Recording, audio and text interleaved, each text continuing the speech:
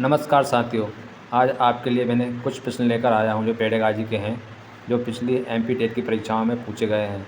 अति महत्वपूर्ण प्रश्न हैं, हम इनको देखते हैं। 31वां नंबर वाला, पाठ्यक्रम कैसा होना चाहिए?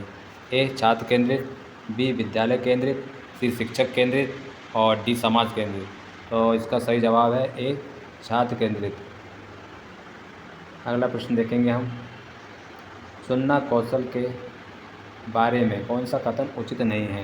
ए सुनना कौशल अन्य कौशलों के विकास में सहायक है, बी सुनना कौशल का विकास भाषा के नियमों को पहचानने उनका निर्माण करने में सहायक है, सी सुनना कौशल सबसे कम महत्वपूर्ण है, डी सुनना कौशल मौखिक कौशल के अंतर्गत आता है।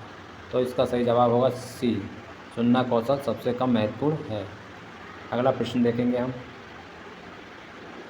निम्न में से शिक्षण प्रतिमान के ऑब्लिक का तत्व खालिस्तान है? ए लक्ष्य एवं उद्देश्य, उद्देश्य एवं संरचना एवं सामाजिक प्रणाली एवं मूल्यांकन, बी केवल उद्देश्य एवं संरचना, सी केवल सामाजिक प्रणाली एवं मूल्यांकन, डी केवल लक्ष्य एवं उद्देश्य। इसका सही जवाब होगा ए लक्ष्य एवं उद्देश्य, उद्देश्य एवं संरचना एवं सामाजिक प्रणाली एवं मूल्यांकन।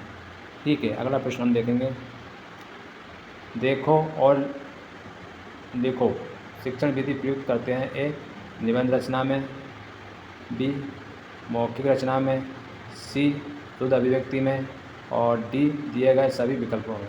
तो इसका सही जवाब होगा ए निबंध रचना में। अगला प्रश्न हम देखेंगे, उद्देश्य जिनका संबंध हमारे ज्ञान के पुनः स्मरण, पहचान, बौद्धिक क्षमता एवं कौशल विकास से है? ए ज्ञानात्मक पक्ष, बी भावात्मक पक्ष, सी क्रियात्मक पक्ष, डी किसी पक्ष से नहीं। तो इसका सही जवाब होगा ए ज्ञानात्मक पक्ष। अगला प्रश्न हम देखेंगे, उच्च प्राथमिक स्तर पर भाषा शिक्षण का मुख्य उद्देश्य निम्न में से क्या है? ए साहित्यिक विधाओं से परिचित कराना, बी व्याकरणिक नियम सिखाना, सी साहित्यिक विधाओं से परिचित कराना और व्याकरणिक नियम सिखाना, डी प्रसिद्ध गद्य निर्माताओं से परिचित कराना। तो इसका सही जवाब होगा सी साहित्यिक विधाओं से परिचित कराना और व्याकरणिक नियम सिखाना। अगला प्रश्न हम देखेंगे, निम्न में से व्याख्यान विधि में केंद्र बिंदु क्या होता है? ए छात्र, बी छात्रा, सी अध्यापक, डी श्यामपट्ट। तो इसका सही जवाब होगा सी अध्यापक। अगला प्रश्न हम देखेंगे अब, निम्न में से शिक्षण प्रक्रिया में मूल्यांकन खालिस्तान के लिए आवश्यक है?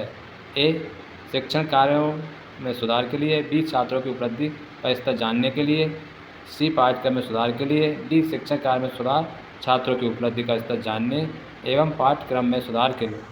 तो इसका सही जवाब होगा डी शिक्षण कार्य में सुधार छात्रों की उपलब्धि का स्तर जानने पाठ्यक्रम में सुधार के लिए। इसके बाद अगला प्रश्न हम देखेंगे,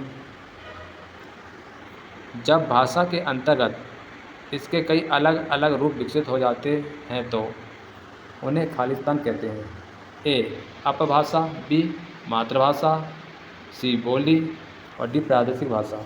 तो इसका सही जवाब होगा सी बोली। एक प्रश्न और देख लेते हैं,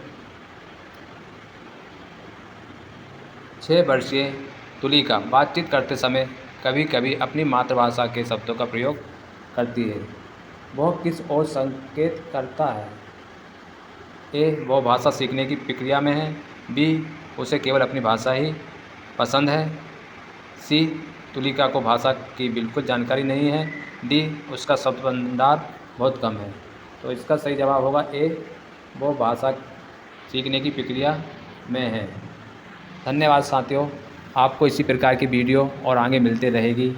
आप मेरे वीडियो को लाइक करें और मेरे चैनल को सब्सक्राइब करें। Thank you.